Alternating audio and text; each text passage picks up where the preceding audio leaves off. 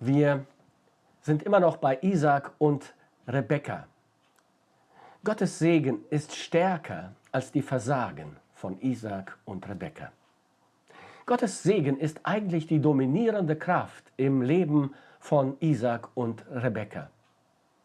Und ihre Fehler und Versagen hindern Gott nicht, seine Verheißungen zu erfüllen und sie und ihre Kinder zu segnen.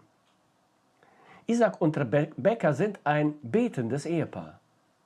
Sie haben Gottes Führung in ihrem Leben erfahren und sie vertrauen Gott, dass er sie leitet und ihr Leben segnet. 20 Jahre lang warten sie auf Kinder, sie beten zu Gott und Gott schenkt ihnen Zwillinge, Jakob und Esau. Die beiden Brüder sind sehr unterschiedlich. Nicht nur vom Aussehen her, sondern auch von ihrem Temperament, Charakter und von ihrer Lebensweise her. Esau wird ein Jäger, er streift in der Landschaft umher und geht oft und gerne auf Jagd.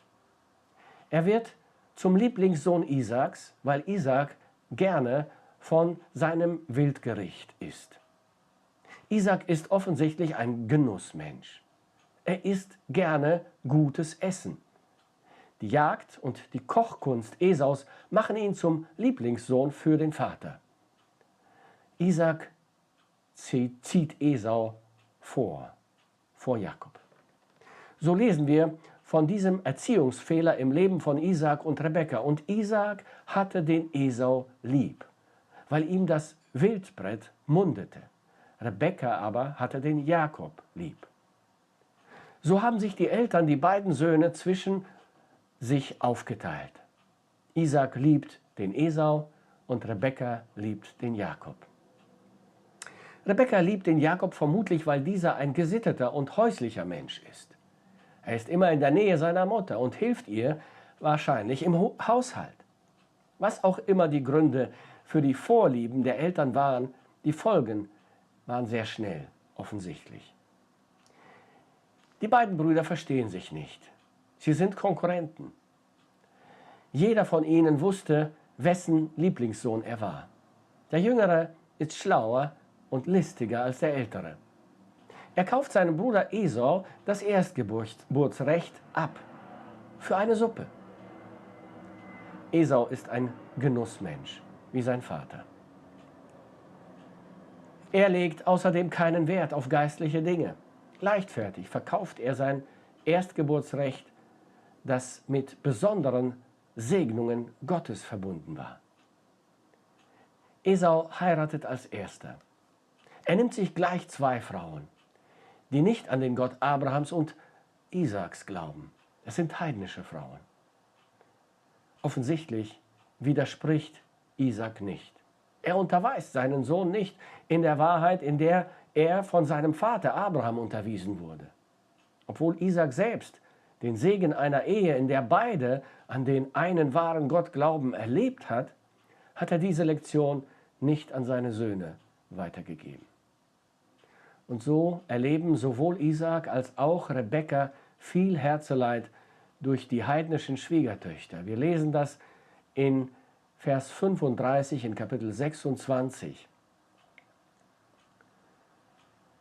Als der Zeitpunkt für ihre Segnung des erstgeborenen Sohnes gekommen ist, greift Rebekka Partei, ergreift sie Partei für ihren Lieblingssohn Jakob und belehrt ihn, wie er seinen Vater austricksen und den Segen des Erstgeborenen erhalten kann. Vermutlich hat sie sich noch mehr von ihrem Sohn Esau distanziert, durch seine heidnischen Ehefrauen, die ihr so viel Not und Herzeleid verursacht haben. Sie will verhindern, dass Esau den Segen des Erstgeborenen erhält.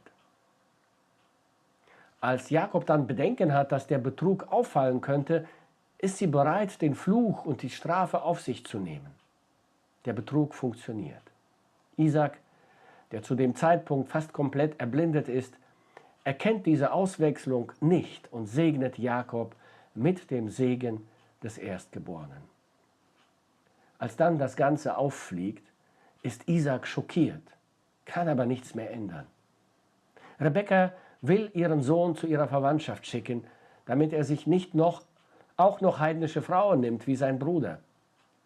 Sie ist wegen ihrer Schwiegertöchter am Leben verzweifelt und redet jetzt mit ihrem Mann und sagt, mich verdrießt zu leben wegen der Hethiterinnen. Wenn Jakob eine Frau nimmt von den Hethiterinnen wie diese, eine von den Töchtern des Landes, was soll mir dann das Leben? Und jetzt endlich lenkt auch Isaak ein und schickt Jakob mit seinem Segen nach Mesopotamien, damit er sich dort eine Frau sucht. Diese Episode trennt die Familie.